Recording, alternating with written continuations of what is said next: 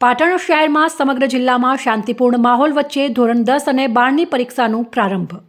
ગુજરાત માધ્યમિક અને ઉચ્ચતર માધ્યમિક શિક્ષણ બોર્ડ દ્વારા ગુરુવારથી ધોરણ 10 અને ધોરણ 12ની પરીક્ષાનો શાંતિપૂર્ણ માહોલમાં પ્રારંભ થયો હતો. પાટણ જિલ્લામાં 2 ઝોનમાં ધોરણ 10ના 18,174 વિદ્યાર્થીઓ પરીક્ષા આપવા બેઠા હતા અને ધોરણ 10ની પરીક્ષા શરૂ થવાના અડધા કલાક પહેલા વિદ્યાર્થીઓને વર્ગખંડમાં પ્રવેશ આપવામાં આવ્યો હતો. પ્રથમ દિવસે જિલ્લા શિક્ષણાધિકારી અશોકભાઈ ચૌધરી, પાટણ એક્ટિવ ગ્રુપ સહિત શિક્ષકો દ્વારા વિદ્યાર્થીઓને કુમકુમ તિલક કરી ગુલાબ આપી સાકરથી મોં મીઠું કરાવીને શુભેચ્છાઓ સાથે આવકારવામાં આવ્યા હતા.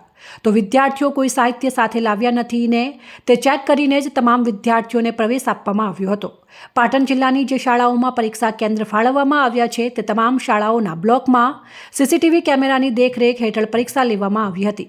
પરીક્ષા સેન્ટર બહાર પ્રથમ દિવસે વિદ્યાર્થીઓને મૂકવા માટે આવેલ વાલીઓનો જમાવડો જોવા મળ્યો હતો અને પરીક્ષા સમય દરમિયાન વાલીઓ પણ બહાર બેઠેલા જોવા મળ્યા હતા. સમગ્ર રાજ્યની જેમ પાટણ જિલ્લામાં પણ પ્રથમ દિવસે સવારે 10 કલાકે એસએસસીમાં ગુજરાતી વિષયની પરીક્ષા સાથે બોર્ડની પરીક્ષાનો પ્રારંભ થયો હતો.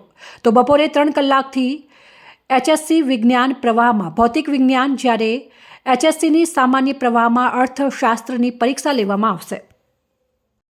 એસએસસી અને એચએસસીનો આજે પરીક્ષાનો પ્રારંભ થયો છે.